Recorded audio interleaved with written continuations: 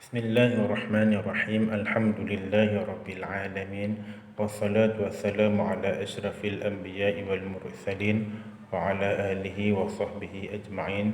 Subhanaka la ilma lana illa ma 'allamtana innaka antal alimul hakim.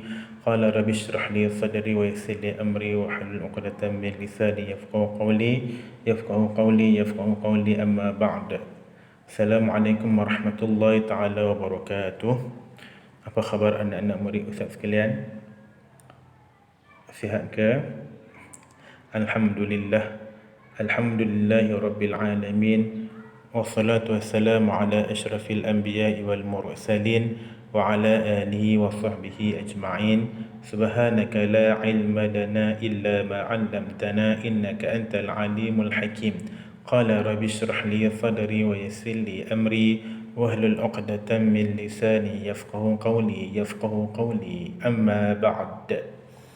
InsyaAllah pada hari ini kita akan sambung pengajian kita, pengajian sirah bagi tahun 3. Sebelum ni kita dah belajar tentang mukjizatnya, pengertian mukjizat, lagi apa lagi, tujuan mukjizat, bahagian mukjizat.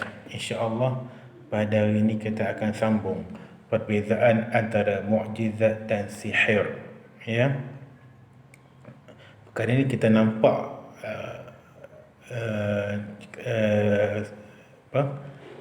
ada satu cerita tentang perbezaan antara mukjizat dan sihir. Sebelum tu saya nak cerita dulu apakah perbezaan antara mukjizat dan sihir. Mukjizat ialah perkara luar biasa yang dikurniakan oleh Allah kepada Nabi dan Rasul. Ianya tidak boleh dipelajari walaupun Nabi dan Rasul itu sendiri. Ya, mukjizat ni adalah kurniaan terus daripada Allah Subhanahu Wa Taala kepada Nabi dan Rasul. Nabi dan Rasul dapat mukjizat tanpa perlu dipelajari. Tak perlu jumpa dengan tok guru pun, tak perlu nak kena beramal apa-apa pun. Terus dapat daripada Allah Subhanahu Wa Taala. Okey, itu mukjizat, ya. Allah Subhanahu Wa Taala bagi terus kepada Nabi tanpa kena belajar. Okey. Sihir pula ialah perkara luar biasa yang berlaku kepada manusia. Ia boleh dipelajari daripada orang yang mahir dalam ilmu tersebut. Sihir bertentangan dengan syarak dan membawa kepada syirik. Okey, untuk nak mendapatkan sihir ni, seseorang itu untuk nak mendapat ilmu sihir, dia kena belajar. Dia kena belajar. Kalau belajar dan beramal, baru dia dapat. Tetapi kita kena ingat, hukum belajar ilmu sihir adalah berdosa besar, haram, berdosa besar. Hukum belajar ilmu sihir adalah berdosa besar. Apatah lagi hukum kita beramal dengan ilmu sihir lagi berganda-ganda besar. Lagi berganda-ganda dosanya besar. Tak boleh. Belajar tak boleh, beramal pun tak boleh dengan ilmu sihir. Kan? Sekarang ni ramai masih lagi ada orang menggunakan ilmu sihir, ilmu santau, ya, ilmu hitam. Dia sihir kat kawan dia, disihir pada sebuah kedai, dekat rumah ke apa-apalah, dia tak puas hati dengan kawan dia, dia sihir dengan pada kawan dia itu, menggunakan jin dan sebagainya. Hukum ni adalah haram, tak boleh diamalkan dan tidak boleh dibelajar. Okey. Kisah pendek. Tajuk dia keangkuhan Fir'aun. Keangkuhan Fir'aun. Pada zaman kegemilangan Mesir purba, Raja Mesir, Fir'aun terkenal dengan keangkuhannya dan mengaku dirinya sebagai Tuhan sekalian alam.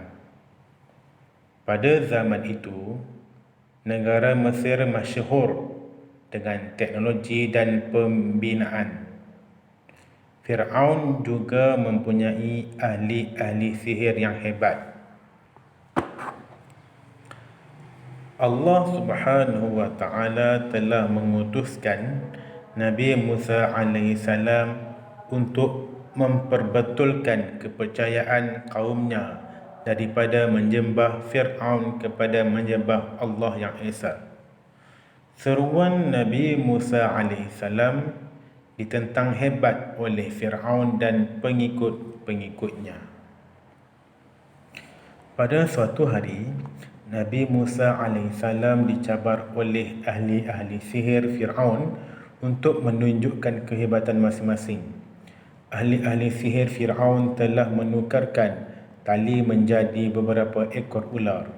Nabi Musa alaihissalam memohon pertolongan daripada Allah Subhanahu wa ta'ala. Dengan izin Allah Subhanahu wa ta'ala, tungkat Nabi Musa alaihissalam bertukar menjadi seekor ular yang besar. Ular Nabi Musa alaihissalam menelan ular-ular ahli sihir Fir'aun. Namun begitu, Fir'aun tetap tidak mempercayainya, bahkan mengatakan bahawa Nabi Musa alaihissalam adalah ketua ahli sihir.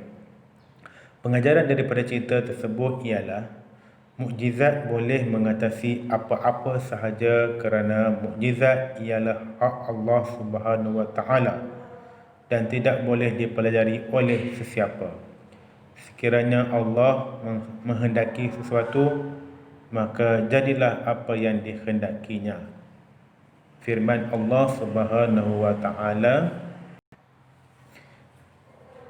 Innama amruhu idza arada syai'an an yaqula lahu kun fayakun. Surah Yasin ayat 82.